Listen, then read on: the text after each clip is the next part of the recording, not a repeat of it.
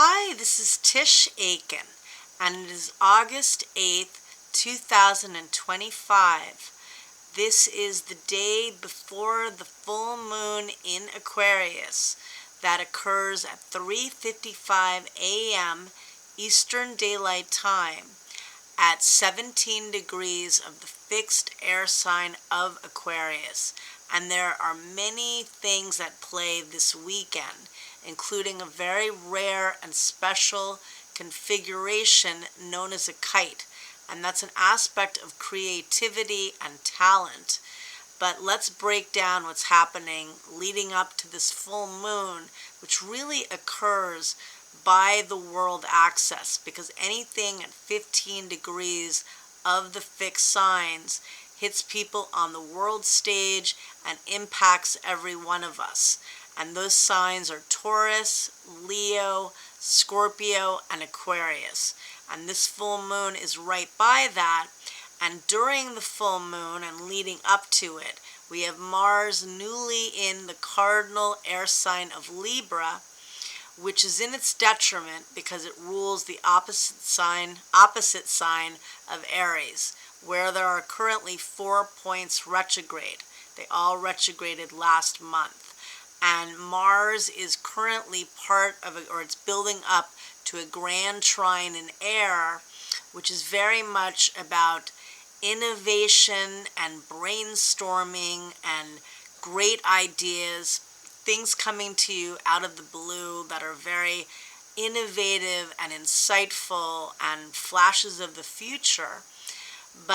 And this grand trine really is lovely, although Mars did form a beautiful angle to Uranus. That's the planet of ingenuity and the modern ruler of Aquarius. It can be very rebellious energy, but it also is very visionary and very genius as well. And that aspect occurred at 2:45 p.m. Eastern Daylight Time. And then Mars will proceed to oppose Saturn later tonight at 10:52 p.m.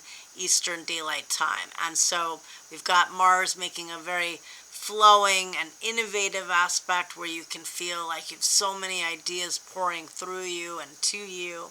And then Mars opposite Saturn can feel like a real block, like, oh gosh, this is so tough, there are delays, I can't get this done in time. Saturn can rule time, and maybe there are delays.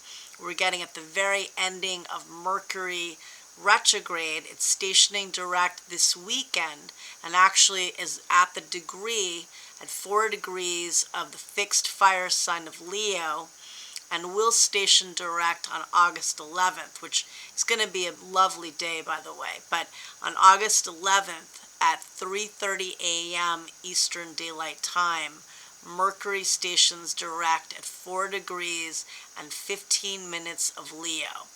And that will bring a forward movement with communication.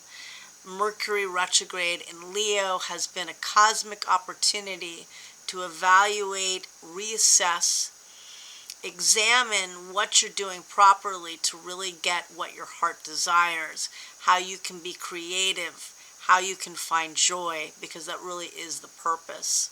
And give joy, give love, but reevaluating your creativity and what makes you happy, because why waste your time on what is making you miserable? And so now Mercury is stationing direct, but we're getting a lot of information as well, because this full moon is in Aquarius, which is ruled by Uranus, the higher octave of Mercury. That can bring jolts and surprises, and it's very chaotic and brilliant energy. But also Uranus is part of this grand trine. We've got Mars trining Uranus, and Pluto is also, Mars will trine Pluto on the 10th of August at 8:29 a.m. Eastern Daylight Time, and that's really good for evolving what you're trying to do.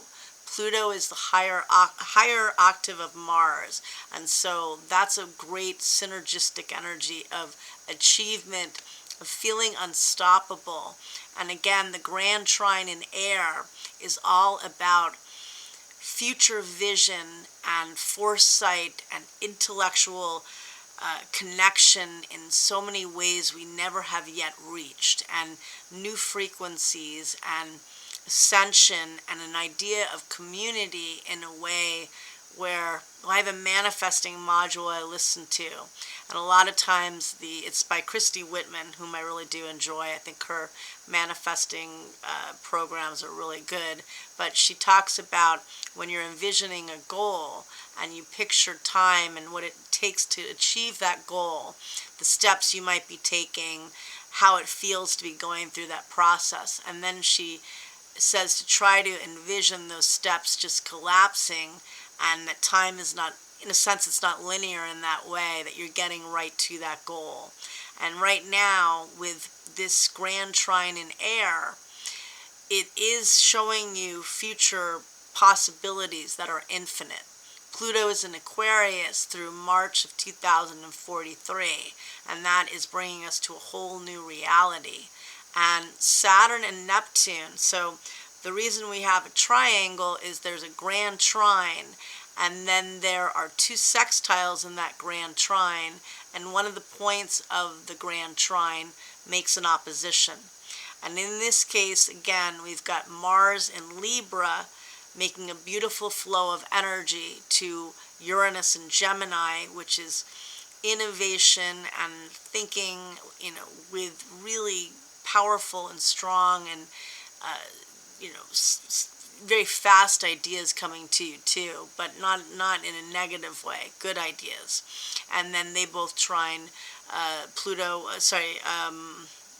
Mars, and Uranus and Gemini. Mars and Libra is part of this, obviously, too. So, again, very inventive. But Mars also is opposing Saturn tonight and Neptune tomorrow evening at 6:13 p.m. Eastern Daylight Time, which is the day of the full moon in Aquarius. And in this full moon chart, Mars is that point of the triangle, of the kite, which is really that fueling part. It's in its detriment, and interestingly enough, 4 points retrograded in Aries in the month of July. And those points were Neptune, which is newly in the sign of Aries and is going to meet up with Saturn. The two will conjoin on February 20th, right at the world axis. So again, we have a full moon close to the world point. And next year, Saturn and Neptune are building a new dream, dissolving many realities as we get there.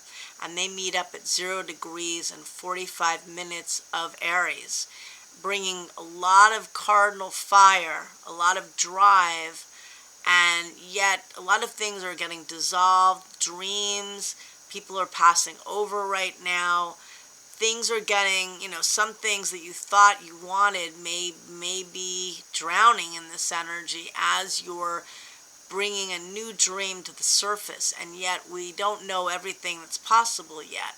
And this is a time where you can feel deflated, but really keep going with this, because Mars opposite Saturn is also, the idea of it is that if you work hard, I had a teacher that used to say nose to the grindstone. I would think of Mars opposite Saturn. Keep going with it. Don't give up.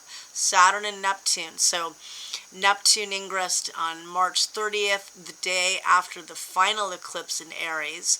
That was on March 29th.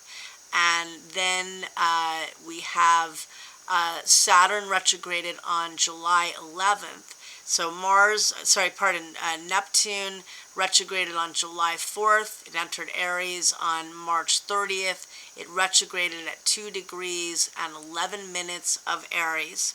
It will return to the sign of Pisces on October 22nd and remain there through January 26th of next year. And Saturn, which is how you build, construct, and what you're trying to strategize to achieve in your life. It's about, Saturn rules time and how you take responsibility and learn the lessons in the process. Well, Saturn entered Aries on May 24th, and it retrograded on July 11th at 1 degree and 56 minutes of Aries. And it will return to Aries on September 1st. But this is very much a focal point of the triangle, because the two are really very much in the limelight in the very first sign of the zodiac, cardinal fire. Saturn may be in a difficult position because it's exalted in Libra. Mars is right now in its detriment because it rules the sign of Aries, and Saturn is in its fall position in Aries because it's exalted in Libra.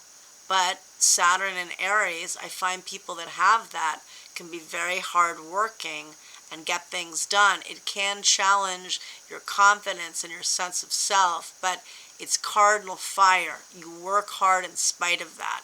You get it going, you just move ahead and just take action. Aries like to take action.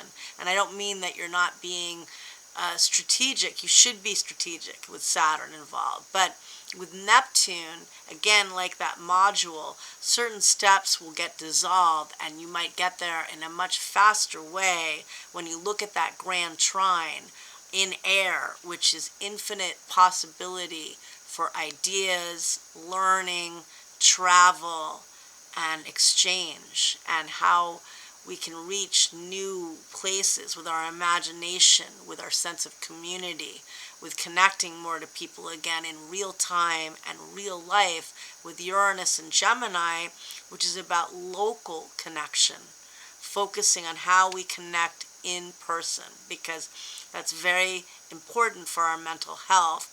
And obviously Pluto in Aquarius, the next 18 years now, is going to be a time where we are also focusing on the fact that, it's a technological revolution, and Uranus will make an exact trine to Pluto next year a couple of times, and we're working with a magical aspect later in the summer with Saturn and Neptune sextiling Uranus and Gemini and Pluto and Aquarius, and they will get stronger next summer. But this is a glimpse of the future where we can have a technological and social revolution where we really connect in a beautiful way, and there's much more equality, but also a lot more what you want, what I want. There's really no limit on it, and so it's a very manifesting energy, and it feels impossible right now.